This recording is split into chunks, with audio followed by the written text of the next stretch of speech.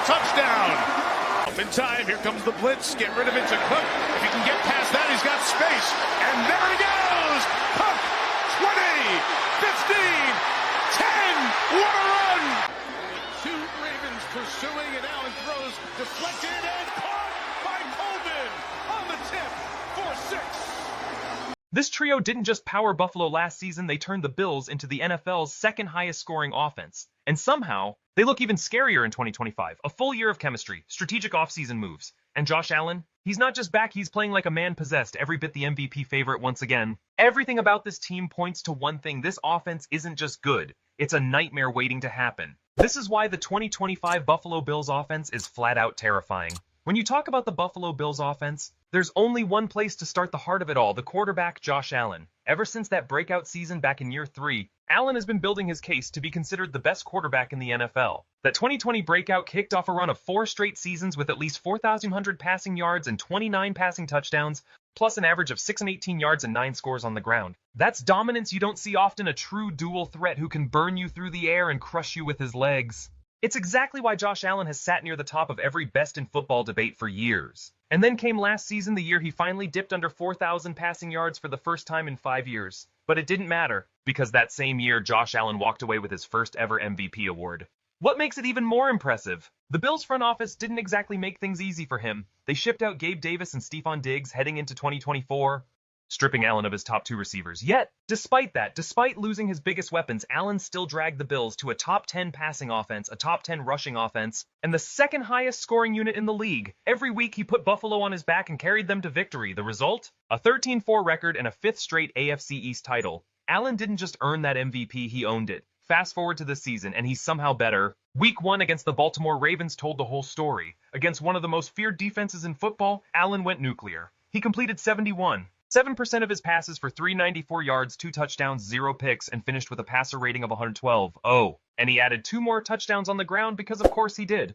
But what really defined that game was the moment. Buffalo was down 15 points with just 5 minutes left on the clock, and then Josh Allen happened. He led 2 touchdown drives and a field goal drive in the final minutes to pull off one of the most ridiculous comebacks we've seen in years. They won it by a single point. And Allen, he looked like the best player on the planet. That comeback wasn't just a highlight, it was a warning shot to the rest of the NFL. Because what Bills fans saw that day was something far scarier. Last year's MVP finally has a real supporting cast. Let's talk about that group. Last season, Allen's leading receiver was Khalil Shakir, 821 yards, 4 touchdowns. A dependable slot guy, consistent, tough, but not exactly the type that keeps defensive coordinators up at night. Behind him was rookie Keon Coleman with 556 yards and 4 touchdowns, Dalton Kincaid with 448, and Mac Hollins with 378. That was the whole reason Allen's MVP campaign was so celebrated. He did all of that with almost nothing around him. But this year, everything's changed. Khalil Shakir is still holding it down in the slot, one of the most reliable inside targets in the league. But now there's a legitimate threat on the outside, Keon Coleman. Coleman came into the league with all the physical tools but raw route running. As a rookie, he flashed potential but didn't quite hit that next gear. Then came the 2025 offseason. Reports poured out of training camp saying he'd taken a huge leap, and it didn't take long to see it. In Week 1 against Baltimore, Coleman was targeted 11 times. He caught 8 of them for 112 yards and a touchdown. Sure, that touchdown had a bit of luck attached, but he made it count. It was exactly the kind of breakout moment Bills fans had been waiting for. Last year, Coleman only went over 100 yards once. This year, he did it in Week 1. If that's a sign of what's coming, the Bills might finally have their dominant WR1, the kind of receiver Allen's been missing since Diggs. That alone changes everything. A reliable number 1 gives Allen a safety net, takes pressure off Shakir and the tight ends, and opens up the entire playbook. And that's not all. Josh Palmer joined the party this offseason, a steady, experienced receiver who spent the first few years of his career with the Chargers behind Keenan Allen and Mike Williams. He's 6'1", 210 pounds, can line up anywhere, and does all the little things right. He's not flashy, but that's exactly why he fits. He's dependable. And when Allen was throwing haymakers in that Week 1 comeback, Palmer became one of his go-to guys, finishing with 5 catches for 61 yards. It's already clear that trust is building fast. So now, Buffalo's trio of Keon Coleman, Khalil Shakir, and Josh Palmer looks far more balanced, far more dangerous than anything Allen had last season. Combine that with the emerging threats underneath, and you start to see the big picture.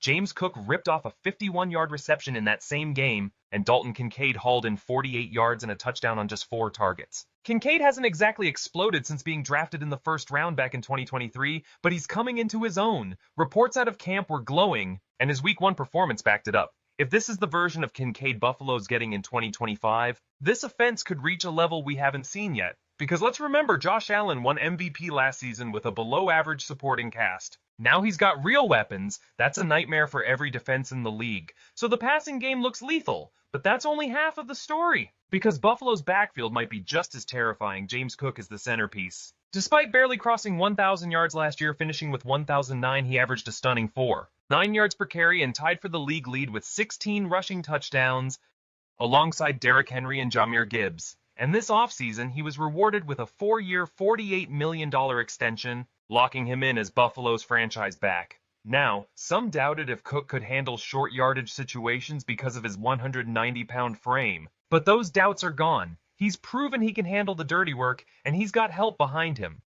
Ray Davis, last year's 4th-round pick, was a breakout backup, 442 yards, 3 touchdowns, and whenever Cook was out, Davis stepped in seamlessly. He averaged 9 yards per carry in his lone start against the Jets, even adding 55 receiving yards. And then there's Ty Johnson, the unsung hero, 2 yards per carry for 213 yards, plus 284 receiving yards and 3 touchdowns. He's one of the best pass-catching change-of-pace backs in football. Remember that 5-catch, 114-yard explosion against Detroit late last season? That game sealed a 48-42 shootout win. Together, Cook, Davis, and Johnson form one of the most balanced and explosive running back trios in the NFL, capable of punishing defenses on the ground and burning them through the air. Add in the fact that the Bills' offensive line, the same unit that helped Allen win MVP last year, is fully intact, and you start to see why Buffalo is so dangerous. Continuity in the trenches means chemistry, trust, and time for plays to develop, and that's exactly what this offense thrives on. So, put it all together. The MVP quarterback, the reloaded receiving core, the revamped backfield, the steady O-line, the same fiery culture.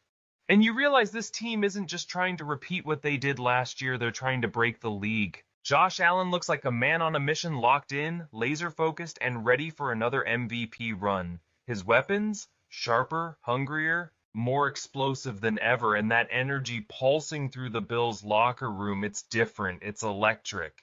After the win, Allen gathered his teammates and said, "Stay humble, enjoy this moment. It's hard to win in this league. Play for 60 minutes. There's no quit in this team. Quarterback, receivers, running backs, offensive line, every piece is syncing perfectly, and it all points to one chilling reality: the Buffalo Bills offense is pure nightmare fuel." So the only question left is, could 2025 finally be the year Buffalo breaks through? Let me know what you think in the comments below.